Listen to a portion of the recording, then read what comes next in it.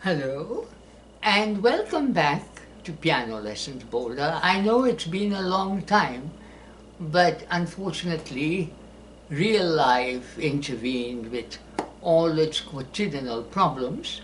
So today at last I can make one more video and do what we all enjoy doing, which is play the piano for ourselves, for one another, and experience the great joy of playing the piano. So these last few weeks, as you must have realized, I've been rather obsessed with the mazurkas of Chopin. He wrote 51, and by now I've learned 10, which makes going to the piano more interesting because instead of just working on one piece, one can go from one to the next, to the next, to the next, to the next, and indulge oneself in the pleasure of playing the piano. As I said in an earlier video, Chopin is the quintessential composer for the piano. I mean, he brings out the beauty of the piano like no one else, and he expresses himself most beautifully in his mazurkas, which, unlike his two piano concertos, the four ballades, the four scherzi, and the two sonatas and the etudes, the mazurkas, the waltzes, and the nocturnes are not too difficult. And we can, all of us, piano lovers, play them. When I was young, I did play some of the etudes and the ballad in G minor, but it's all beyond me now. I even played them in concerts, but they're beyond me now. My strength is gone, and after decades of not practicing, 90% of my technique is also gone. And that's what I love about the mazurkas. They're not technically demanding, but artistically, one has to summon up all one's artistry while playing them. So they are very, very satisfying. They're mostly only 2 pages. There are no page turnings involved. If you are reading, you can keep learning new ones so that you don't get bored playing the same piece, because it's so difficult. You have to keep practicing the same piece. And finally, one can even challenge oneself by trying to memorize them. And at the age of 78, that's a wonderful challenge for me, to memorize a new mazurka. I have been able to memorize a couple of new ones. I'm very happy. Now, this video will be very brief because it is Chopin's Mazurka in C major, Opus 67, No. 3, Opus posthumous. Opus posthumous, in the case of the mazurkas, means that they are his teenage efforts.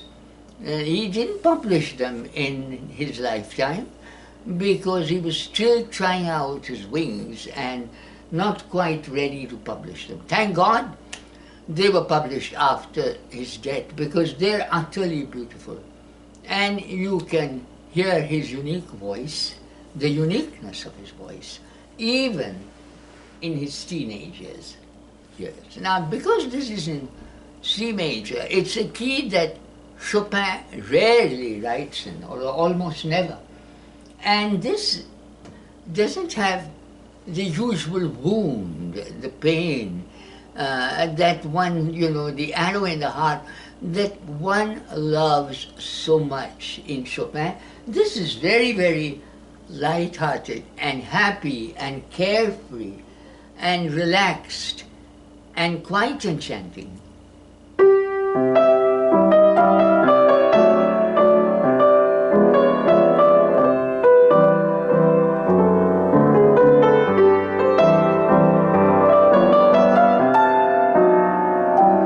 He says the same thing now in double sixths, which is slightly more difficult.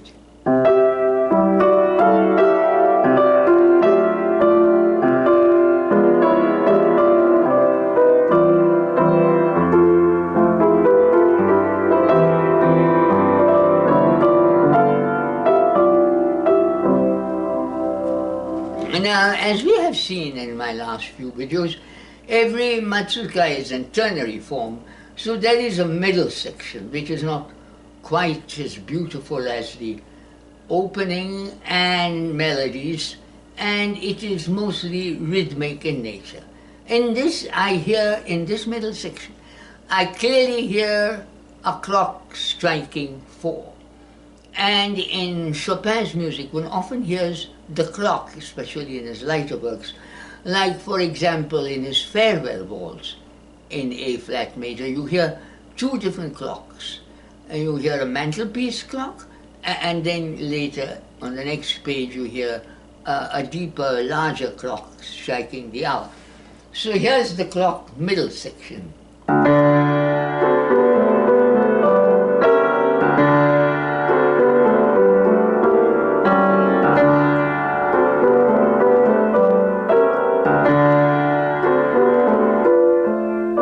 And then the beloved tune comes back.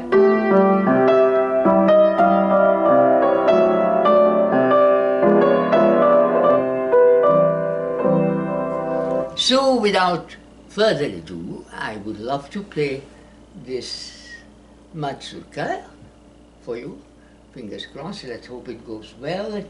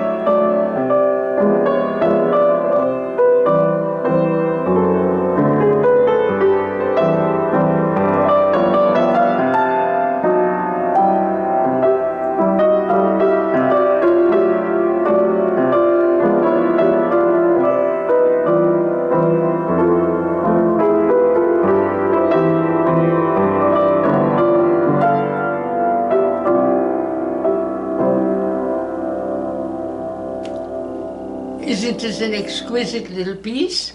I hope you enjoy learning it and playing it. You will very much. And that's it for today. Short and sweet, just like the mazurka itself. Thank you for watching. Thank you for subscribing. And above all, as always, I look forward to your comments. Thank you and happy piano playing.